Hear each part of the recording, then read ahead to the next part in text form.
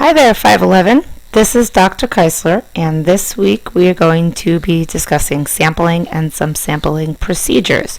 So hopefully you all read the chapter in your Frankel, Wallen, and Hune textbook, and we're going to go over some of the big ideas that are inside that chapter. So first we have to answer the question, what is a sample? So a sample itself is any group on which information is obtained, right? So it's that group of elements or people or single element from which you can obtain the data, right? The individuals inside a sample are considered or called the subjects. So your sample is that group of subjects from which the data is collected or obtained. So sampling then is the process of selecting a number of individuals from a total population, and as your book describes it, preferably in a way that the individuals are representative of the larger group from which they are selected. So an example of this you might read sometimes in a study. It might say something, because I always do describe the sample, so it might say something like, the sample for this study consisted of 9th grade mathematics teachers and their students.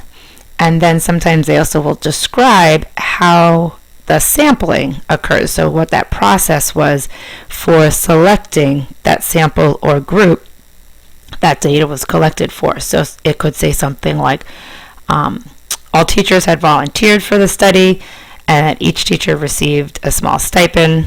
The teachers taught in 4 schools in a medium-sized city. It might describe the socioeconomic status of those schools or those communities, and so it would kind of describe the larger population from which that sample was obtained. So let's talk about population, right? So the population then is the people to whom the results of the study can be generalized, right? So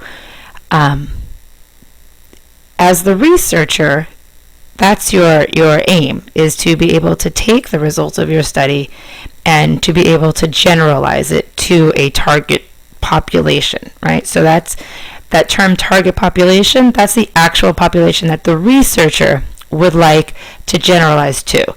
As you probably read, it's rarely available given the constraints of all research, which is generally time, money, and access. So usually what we end up with is what we call the accessible population, right? So when you're thinking about selecting your sample, you want to first define what that population is, right? So for our purposes in education and in educational research, that population of interest, or the population that we wished to generalize to, is we usually define it by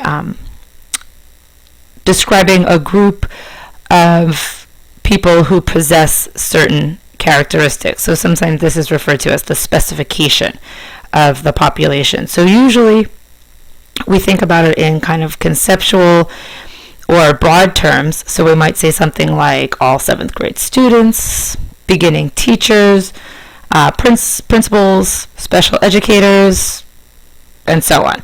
So we want to make sure that we define that population, because that is also going to help dictate how or from whom we choose our sample, okay? So this is just an image that I selected from your textbook, and this gives you a visual representation of what is considered a representative and a non-representative sample. So remember in the first slide where I talked about we want to get a representative sample, this just shows you what kind of that means.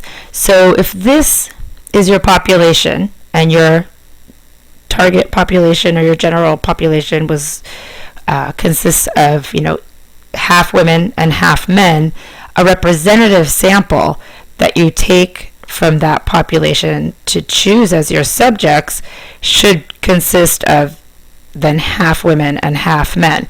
This over here would be considered a non-representative sample, because you'll see that it only has 2 women and 10 men. So if you conducted your study with this sample, it would be hard to generalize the findings of your study to this population because the gender makeup in this example is so different from the general population from which you were pulling from. And so that would be considered a potential critique of your findings in terms of generalizability. So there are two main types of samplings or sampling procedures.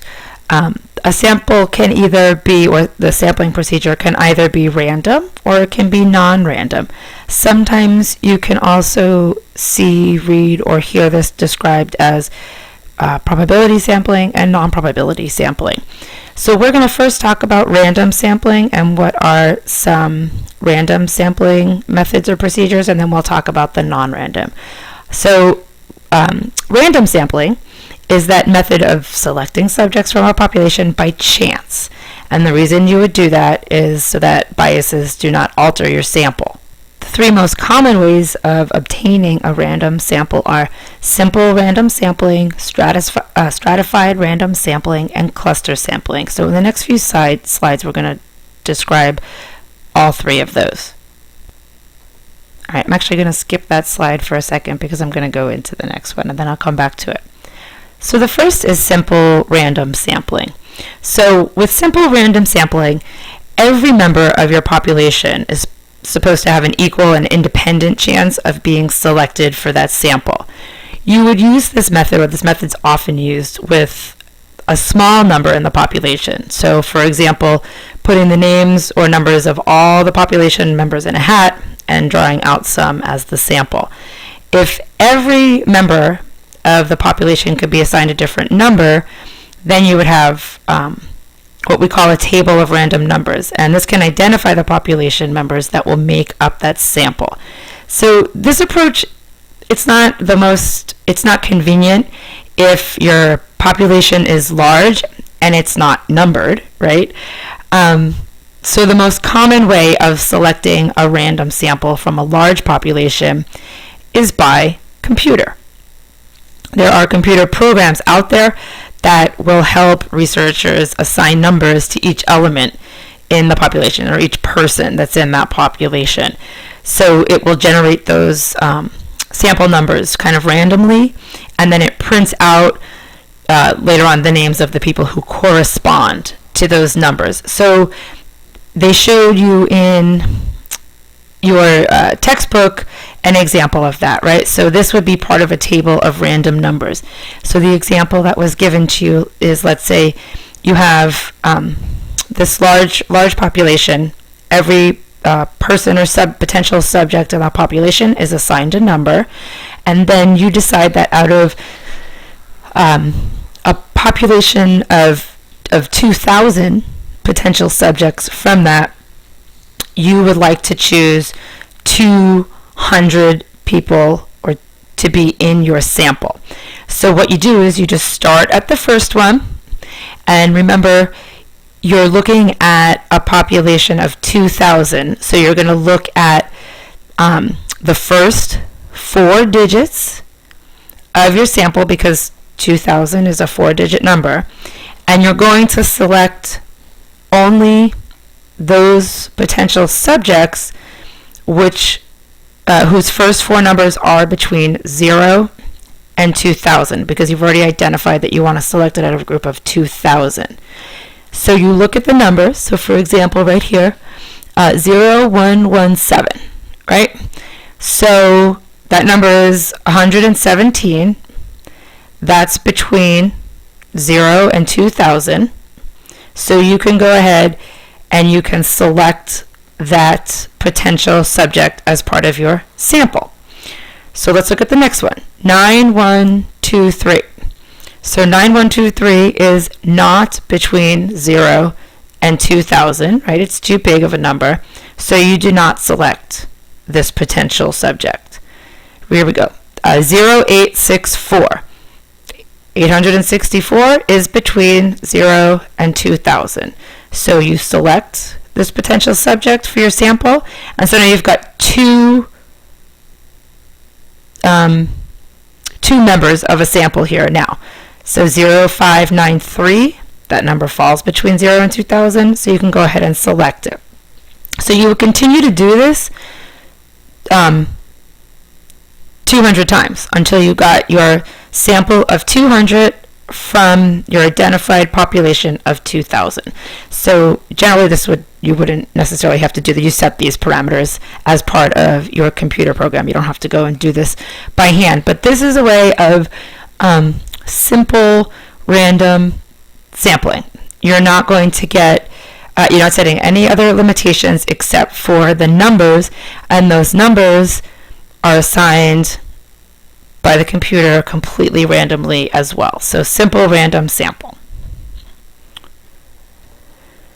All right, so one of course, the disadvantages of this then is the difficulty of performing that sampling, and like in that picture I showed you a few slides ago, using this method doesn't necessarily ensure that you're going to get this representative sample, right? So if that population that you want to draw from is 50% women and 50% men, but then you go ahead and you choose the number of subjects for your sample in just the way I described, you could potentially end up with this because all of those numbers were assigned randomly. So it doesn't ensure that you're going to get this representative sample.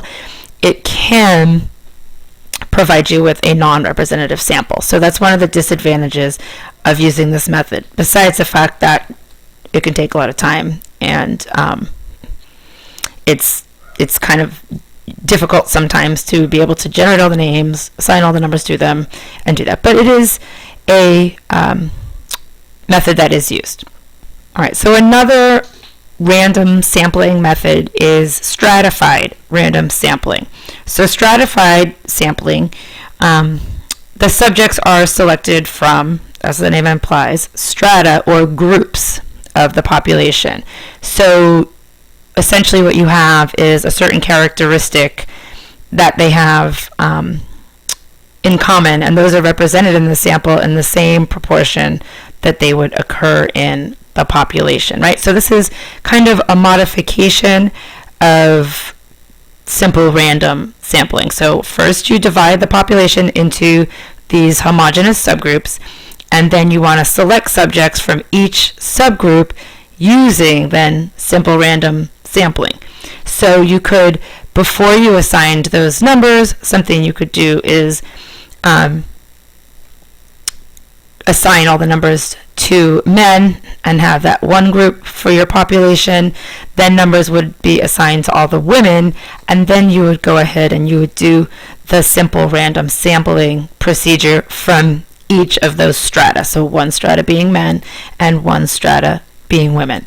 So the advantage to using the stratified random sampling is that it increases that likelihood that you'll get the representative sample, right? Especially if you have a small sample size to begin with.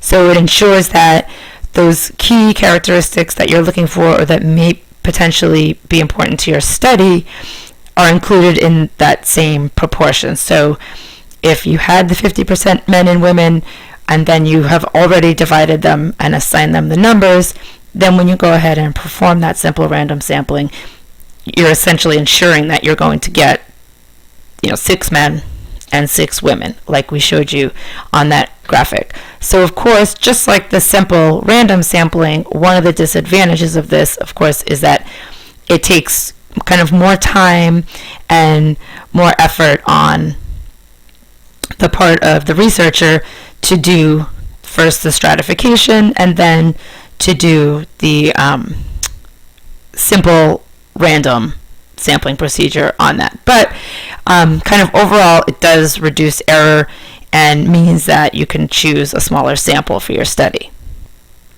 Okay, and this again is a graphic that was from your textbook, and it just it shows you or demonstrates how you can take your population and you can divide it into two different subgroups. So this did exactly kind of what I just described with the dividing it by gender.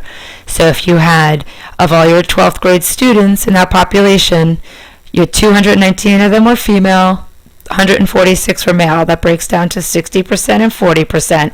So you're going to choose then your sample by selecting 60% female subjects and 40% male subjects. This way the sample you have is representative of this population that you are targeting in your research.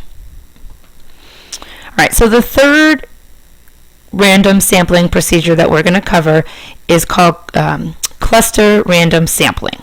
So we use cluster sampling or cluster random sampling when it's either impossible or impractical to sample individual elements or individual people from the population as a whole. So it's usually when there's either no exhaustive list of all of the members of the subjects in that population, then you would want to go ahead and use cluster sampling. So what cluster sampling does is it randomly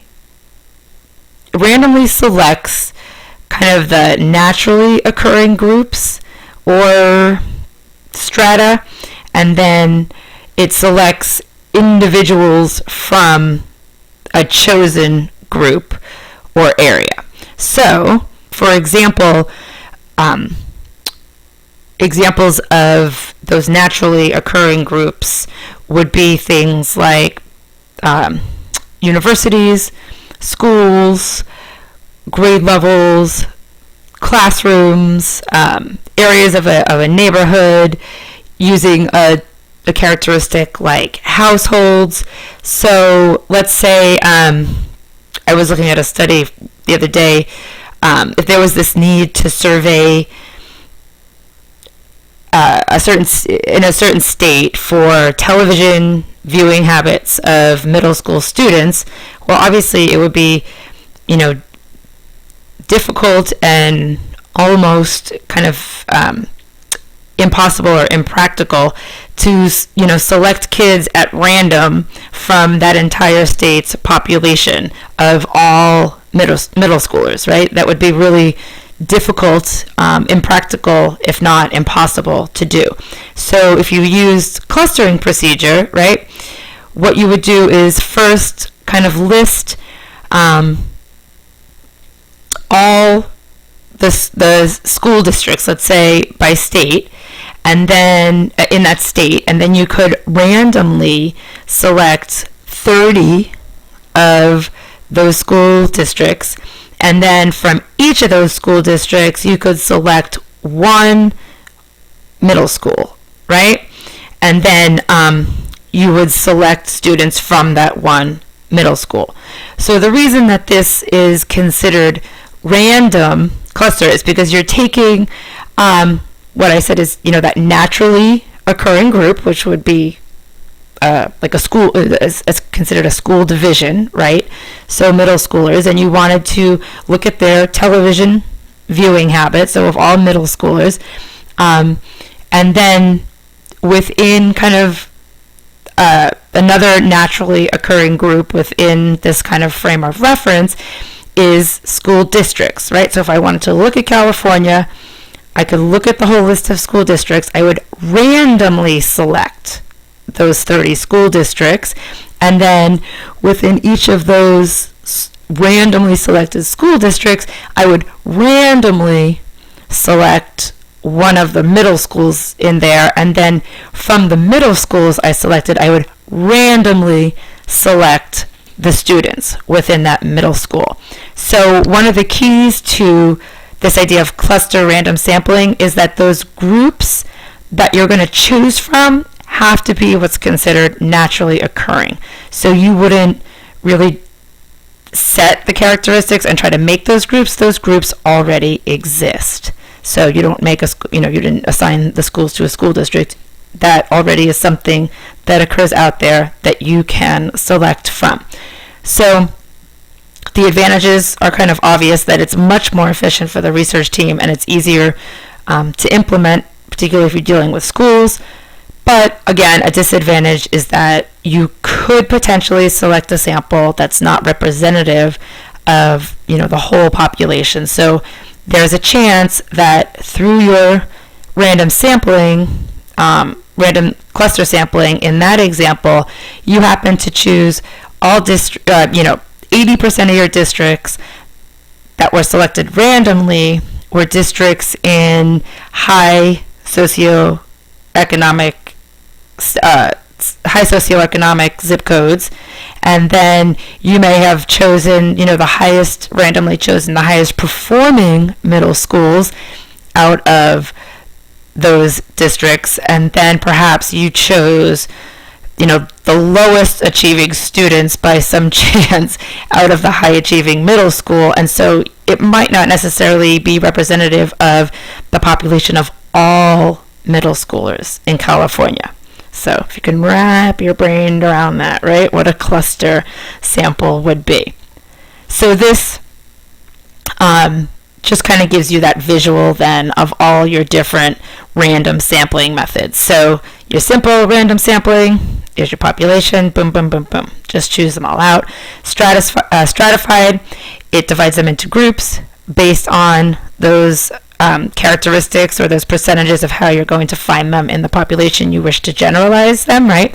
So if there was 50%, in this example, 50% of the letters here, you want to choose 50% of that middle strata, right? Because something about the proportion of that strata is significant, and you do that in order to get yourself a representative sample, because remember here, you might choose randomly a non-representative sample, and then random cluster method, which I just explained.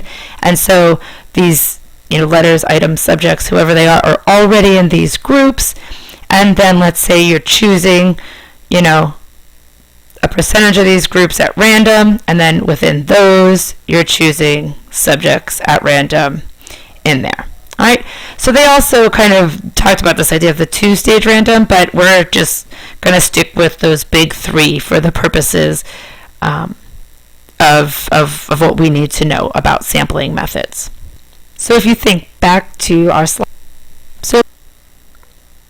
All right, my editing is a little funky here. I realize that. So I'm sorry that I just repeated that sentence like 2 times, but I can't get the cut place right. But I wanted you to think back to the slide at the beginning of the presentation. And so we said that there were 2 kind of ways that you can sample, and those were random and non-random. So we just covered the 3 random sampling methods. So now we're going to cover the 3 non-random sampling methods.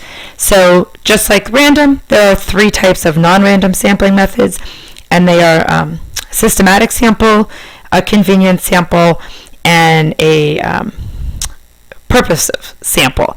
So a systematic sample is simply obtaining or selecting your sample by selecting every designated name in that population. So let's say we had that table of random numbers, or we had a table of random names, and I said I'm going to select every 5th name or every 5th number in that list. That would be considered a systematic sample. So it's not quite random, because I'm setting I'm setting a defining characteristic, or a kind of a way that I'm choosing from that list. So it's considered a non-random sampling method, or non-probability sampling is another way that we sometimes talk about it. Then we've got convenience sampling. So with convenience sampling, that's again this kind of non-random, non-probability based method of selecting your subjects or your sample, and that's essentially that you're choosing from the group that's conveniently available to the researchers. So, for example, they gave you that. Is it on this one? Hold on. Let me see. Yeah, there's my graphic of convenience sampling, right? So with convenience sampling, an example would be this university professor.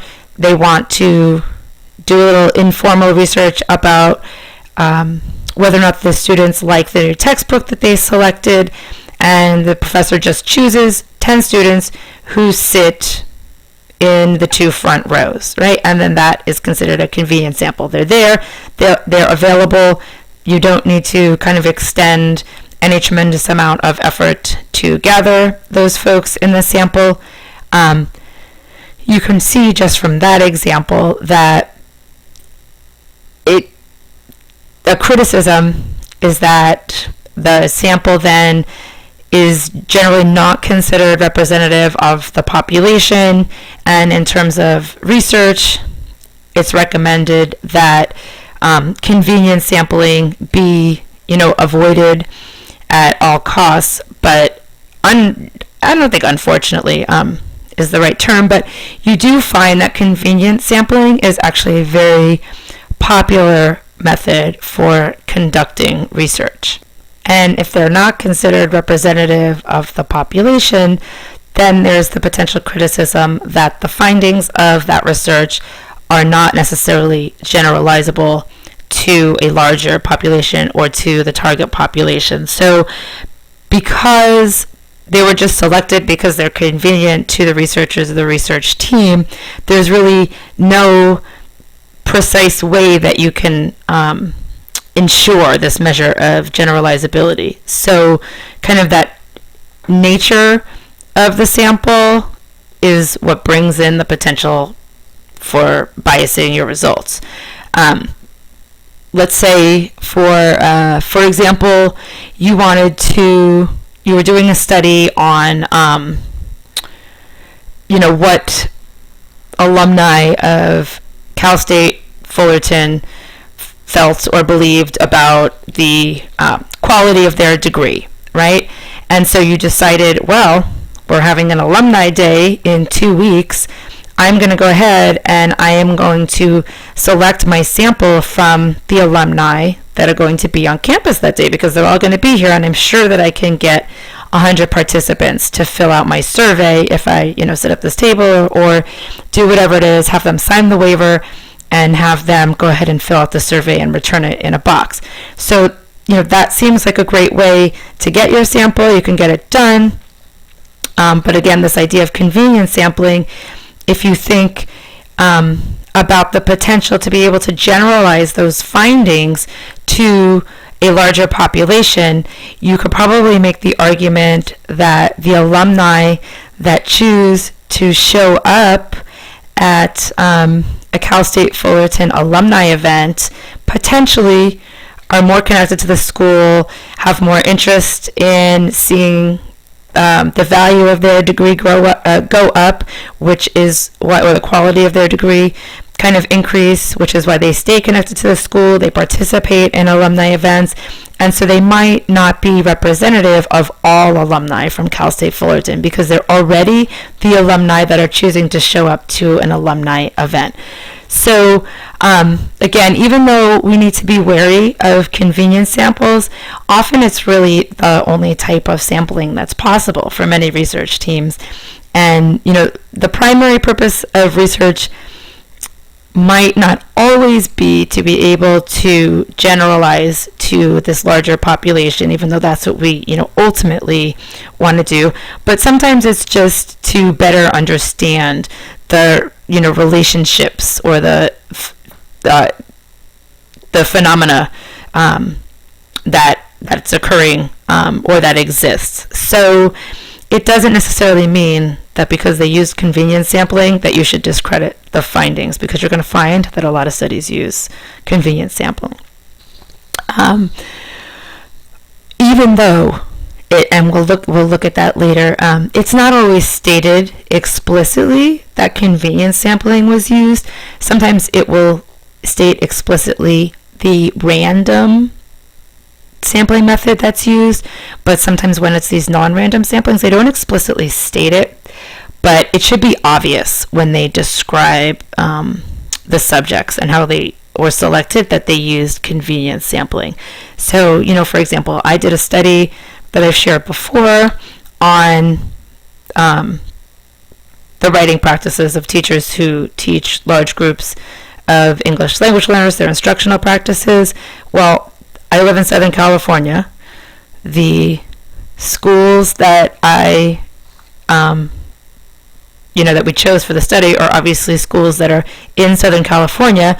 And then if you looked at where that article is coming out of, if it's coming out of Cal State Fullerton, you can probably surmise that those schools are pretty close to Cal State Fullerton, right? Because those would be available to us. And then kind of further confounding or potentially confounding our results would be, you can probably also assume that those schools that we used weren't selected randomly, but they're in fact schools that the researchers had a relationship with. And that again speaks to how difficult it is to get a sample. You have to be let into schools, you have to be let into classrooms, you have to be allowed to give the consent forms to students. So generally,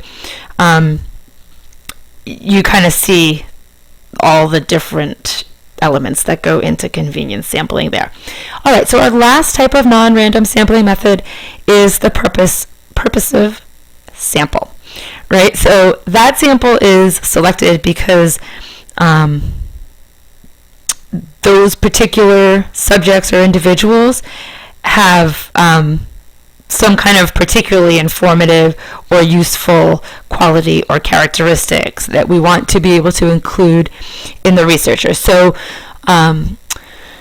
sometimes you'll hear this referred to as purposeful or judgment sampling, and the researcher selects the particular subjects from the total population that are representative or informative about the topic that they're studying, right? So kind of based on the researcher's knowledge or judgment of that population, they kind of figure out or a judgment's made about which potential subjects should be selected in order to provide the best type of data or information about the purpose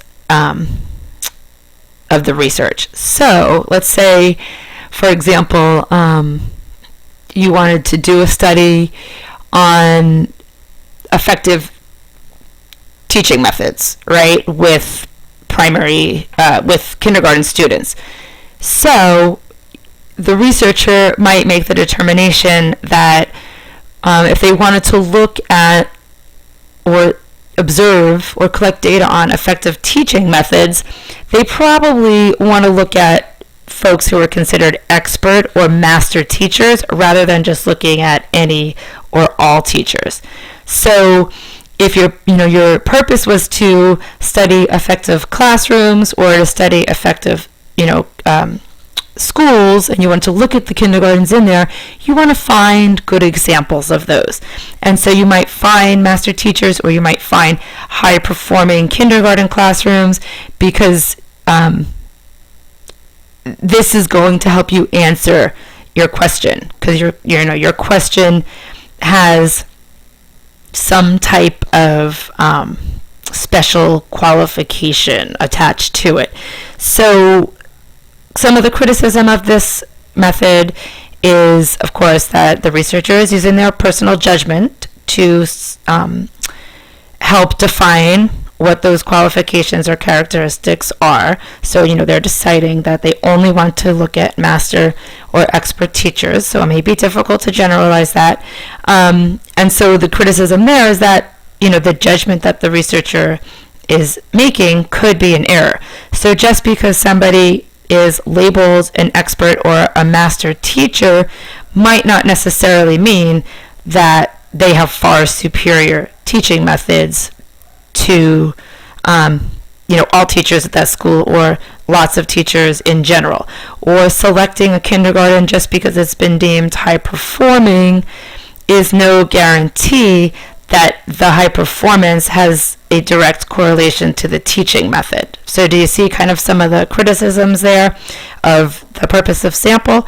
So it could be that those are high performers because of other confounding characteristics or defining characteristics of the population of students within those kindergarten classrooms. So for example, socioeconomic status, ethnicity, language development level, all of those things. So it might not actually have anything to do with the teaching method. So the criticism usually comes in on how the judgment or what the criteria for being selected was. All right, so this was just the example I showed you already of the convenience sampling, and it's from your textbook. And then our last part of this discussion is going to be about sample size. So, actually, I have one more slide after that, I'm sorry. But there's no, there's guidelines for what an appropriate or adequate sample size is, but they're not necessarily hard and fast guidelines, and oftentimes they're considered minimums, and even though they may not seem like big numbers, they can be difficult to achieve.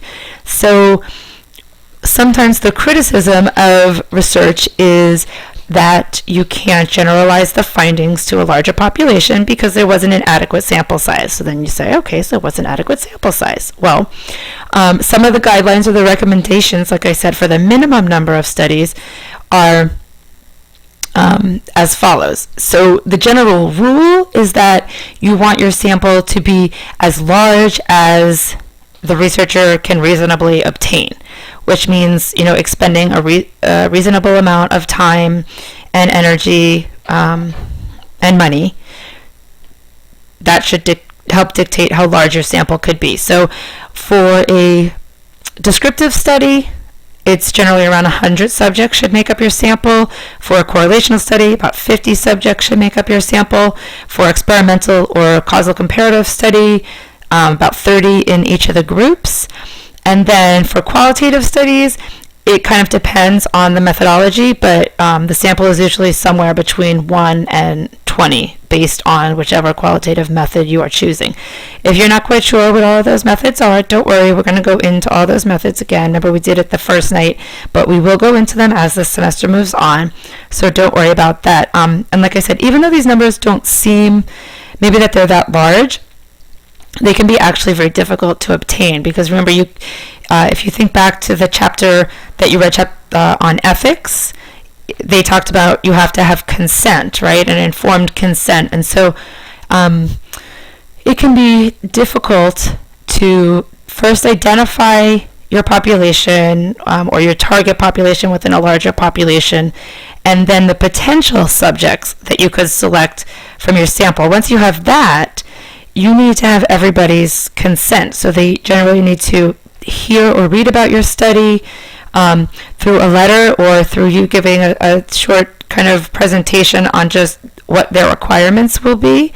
And then they have to actually sign something. So if you think about getting this done in schools, sometimes this can be really, really difficult because you're dealing usually with students with information that's considered sensitive. Lots of parents or guardians don't want to give permission for you to access student records or for their students to even fill out a survey or participate in your study. So it can actually be really challenging, even when you're dealing with the adults, if you just want the permission of teachers to survey them, to get 100 people to read your letter, to sign your letter, and to get it back to you. So obtaining a sample of 100 subjects or even 50 could potentially be very, very difficult. And then on top of that, add convenience sampling. So you're trying to get 100 from this group that you really have available to you. It can be somewhat of a daunting task. So the last thing that we're going to cover is this idea of, generalizing, right? So that's a measure, and we'll get into, validity more later, but that's kind of the measure of our external validity of our researcher is, the whole kind of premise of why we do the research is because we want to be able to generalize our findings. So this idea of external validity refers then to that extent to which the results of your research can be generalized from that sample to that population. And the two concerns within that are population generalizability and ecological generalizability. So If you think about,